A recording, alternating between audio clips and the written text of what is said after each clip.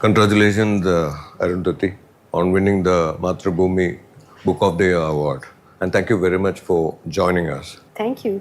Today we have Arundhati Roy, a person who needs no introduction, a person who enjoys life in all its beauty, a person's heart who sobs for all the troubles that our country is facing. Welcome, Arundhati. I'm also the spirit that laughs and has fun and listens to music and enjoys all the beautiful things about here with people. So that is as important politically as anything else. We can't just become these sad, pathetic, complaining people. No, I never said that. No. I also found that there is this unmistakable parallel between your personal world and an extrapolated echoes that was happening across the country. In all particular era of time that you have marked in the book, we find that there was a reciprocity, there's a sense that there was something happening which was affecting more and more people. So is that knowingly were you feeling that within you as much as you are feeling the personal pathos? See, because of the fractured nature of my childhood and the fact that I didn't grow up in an enclosed family home, the home was broken open, and my mother was as public a person as I am. So there wasn't ever this moment when I became political or learned or something. It was always there. And but it's true that that in 1997, which is the year that The God of Small Things came out, and it was the 50th anniversary of Indian independence, there was a whole sort of parallel narrative going on, which was within months of that, the nuclear tests happened, the BJP came to power, and I was being sort of paraded as one of these national pride items. And it became very difficult for me to keep quiet because silence was as political as speaking out. And I could not bear to be considered a part of this nuclear Hindutva, nationalistic, hate-driven project. So I wrote my first political essay, The End of Imagination. Yes. But even in my personal life, it was a time when it was really difficult to deal with the level of fame, and then the level of scrutiny on me, and then my sort of, the fact that I couldn't live quietly in that house that I had been living in. You were mentioning, blew open, You're mentioning in the book that when you were getting onto the dais to receive the award, you could hear the cage door shut. How difficult was it to reopen it and set yourself free? No, I never allowed it to shut. I knew that if I allowed it to shut, it would be hard, So I, fortunately, like I say in the book, I grew up with all this failure and humor and cracked ridiculousness around me of my uncle G. Isaac, my father, my absent father, my rather eccentric and crazy, tempestuous mother. So to me, life has never been about succeeding and having everyone stand up and clap and get awards and feel important, because I knew that life is about much more complicated things than that. But when you say that, you're not enough of anything, you're not enough Christian, enough Hindu, is that a bit of sadness in you, or is it a continuing pursuit to complete that self? It's not sadness at all. It's actually a relief, because I feel that, forget the awards, but even this way, ideologically or ethnically or religiously or culturally or gender-wise or in class-wise, once you allow that circle to close, you are trapped, So the fact that, when I was growing up in Kerala, I was not Syrian Christian enough. When I wrote The God of Small Things, I'm not Marxist enough, I'm not Hindu enough, I'm not Indian enough. I felt like I'm this sort of vagrant that moves through the grids of this very, in an exterior way, when people look at India from the outside, they think we are very anarchic and chaotic and Bollywood and all that. But in truth, as you know, we live in an iron grid of caste and class and ethnicity and religion and region and so on. And because of my own background, it's impossible for me to belong to any one thing, but it's also impossible for me to be shut into a So domestic this life. question of what was I to do, it always echoes in your mind. It Every was not a situation. question. It was always very clear to me that all I wanted was to be as free as possible, you know, to be a writer, to be as free as possible. But you have embraced danger much more than any other writer, any other activist in India has ever done. I don't see it really. Like walking into Dandakaranya was not a small thing. Yeah, it's not a small thing, but it was one of the most beautiful things I've ever Indeed, done, yes. you know. And the point is that I ask myself continuously whenever everything I do, including the cover of Mother Mary Comes to Me, goes to court, you know, everything, every sentence, every comma, every whatever.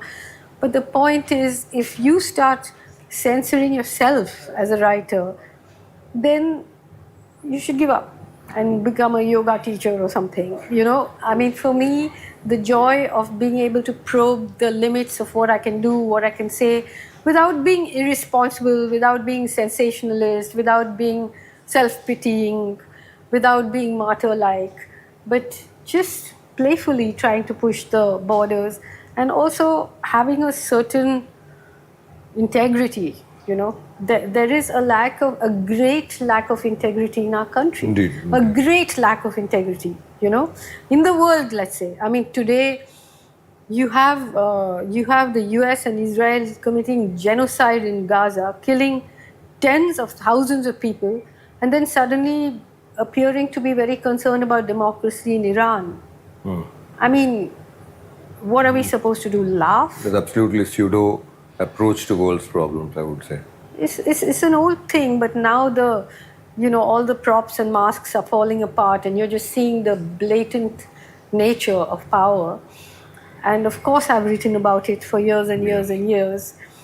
But sometimes you can't actually even believe that people are taking it seriously and commenting seriously about. But then the implications are worldwide. Implications, how the weight is rattling all of us. It's quite Today we are in a situation which I don't think people fully comprehend. It seems to be a good brotherhood of people who want to continue rocking the world. On the one hand, you have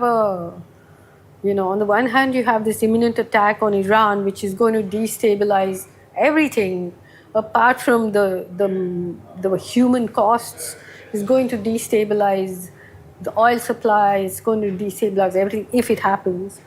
And on the other hand, you have the world's greatest project of plundering resources, which is AI, which is at the moment mining more than any mining company ever has. It's mining our minds, it's mining our history, it's mining our culture, it's taking it over. They are looking to build a computer now, a supercomputer that costs $100 billion.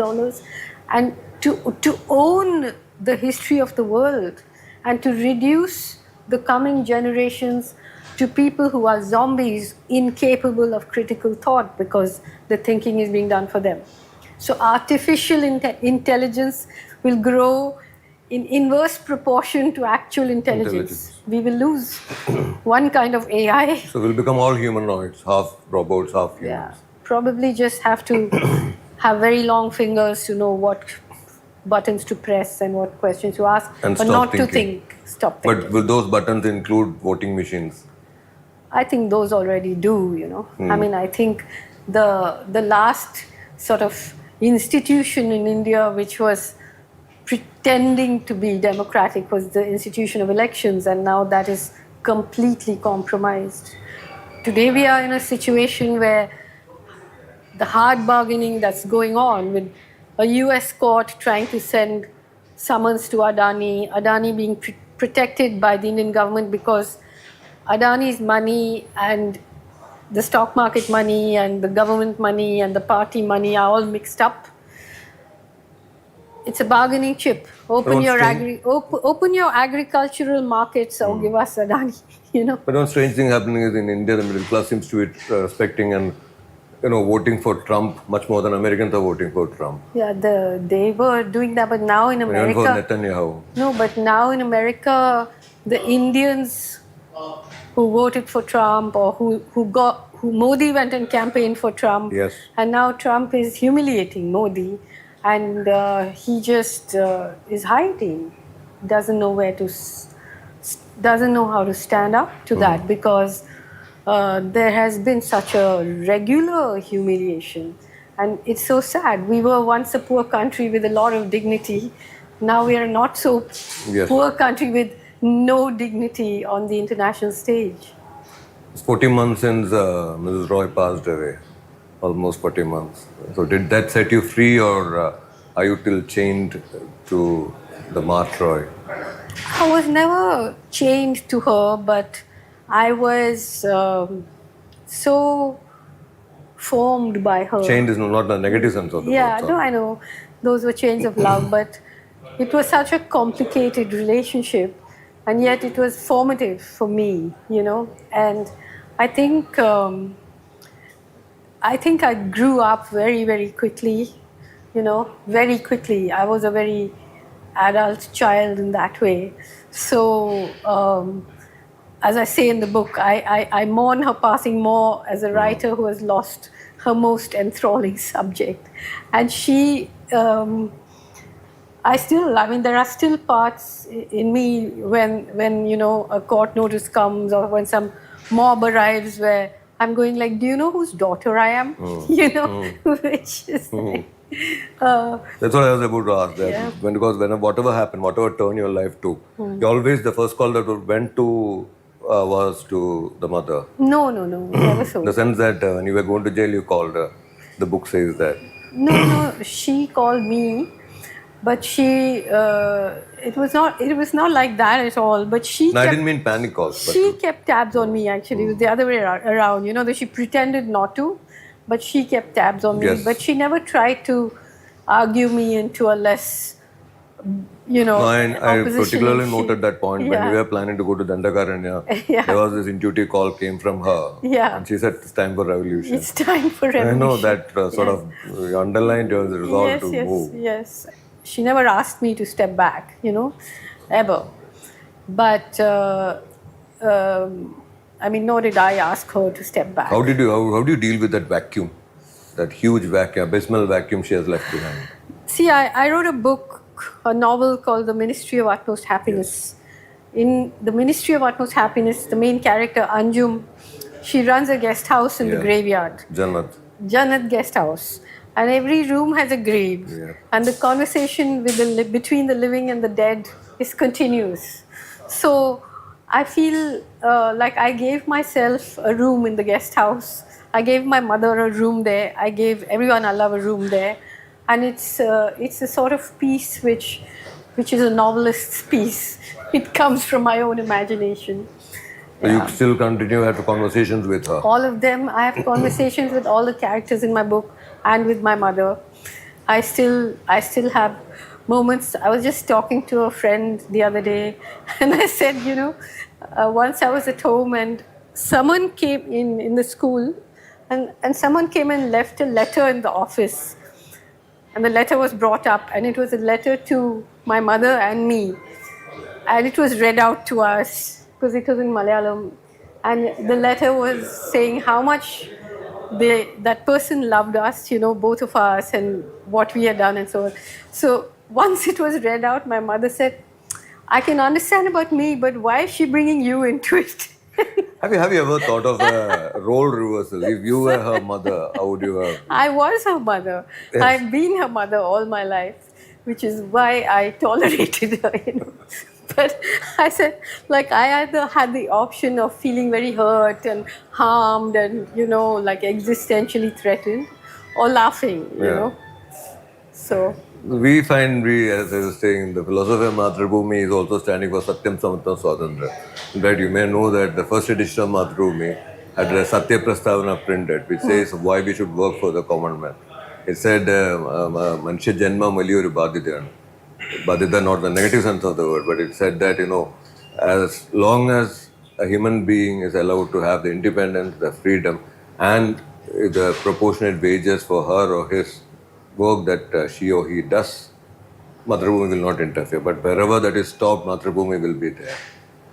It's nice, all that, but unfortunately, living in North India, I have to say that the greatest tragedy that has befallen and continues to befall our country is that the fascist, majoritarian impulse of this government is no longer limited to the state, and the common person has become infected with this poisonous, infectious disease.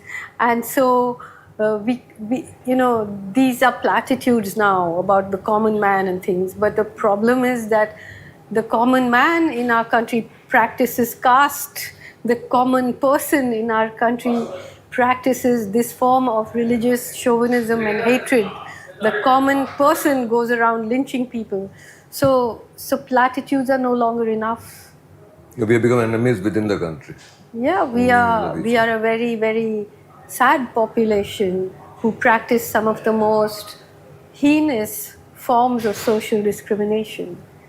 So where do you think this will end, or where do you think there will be a turning point? We have to take a U-turn. I just think that right now, in a few years, the whole world is poised in a space where we will not recognize all these things we're talking about will seem quaint, because what AI will bring is a new form in which nothing we thought we knew we know anymore. So we have to be prepared for it. I don't know how you prepare for it, because I don't even know whether we know what to prepare for. But the problem is they are all making it sound as if it's inevitable, but it's actually a few white men who have a certain kind of intelligence, technological intelligence, but in other ways seem deeply intellectually challenged, with no idea of history or culture or love or any emotions for anything, or understanding of the earth or anything. So it's going to be the new haves and have-nots. Like I said, it's the greatest form of plunder that has ever happened. But are there some red flags being raised about AI as well? There are, but it rolls on, because the defense industry is the kind of funding it requires, the kind of resources it requires, the kind of energy, the kind of water. Who can fund it except this kind of defense industry and big government who are actually infusing it with their own nationalistic. If you were to interview an AI avatar of yours, how two of you together write a text?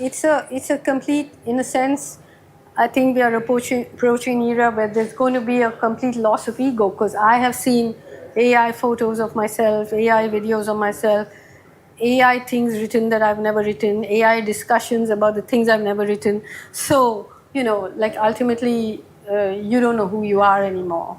Or your legacy is gone in some ways, So how do you protect that? How do you preserve that? I don't think it's up to me. How do you preserve humanity? I don't think it's up to me, and I don't know whether humanity should step up and do things to deserve to be protected. So if some person walks up to you and says, "What was I to do?" What would be your answer? I can't speak in these, fables. I think we have to be more specific than that about things. Because, there's a confused generation that's growing up. Yeah, that's the sad thing. A generation that is growing up which is going to be incapable of critical thinking. This is what I'm really worried about. You see high school teachers in the US resigning. They say, our students can't read. They can't analyze a paragraph. They can't tell you what it means. They can everything is just like on the other end of a button, So, have you started planning for your next book, or is it forming in like the railway cross? No, no, and the blue no. Plymouth car. I don't believe in this factory line production. You know. No, I understand. Totally, I understand. I've read I your book. live. I look around. I breathe. I smell. But some stuff. image would have got caught in your Not mind. yet. Not yet. Hopefully, for a while, I'll coast. You know. Such a pleasure talking to you. Thank you. God bless. Thanks. Thank you.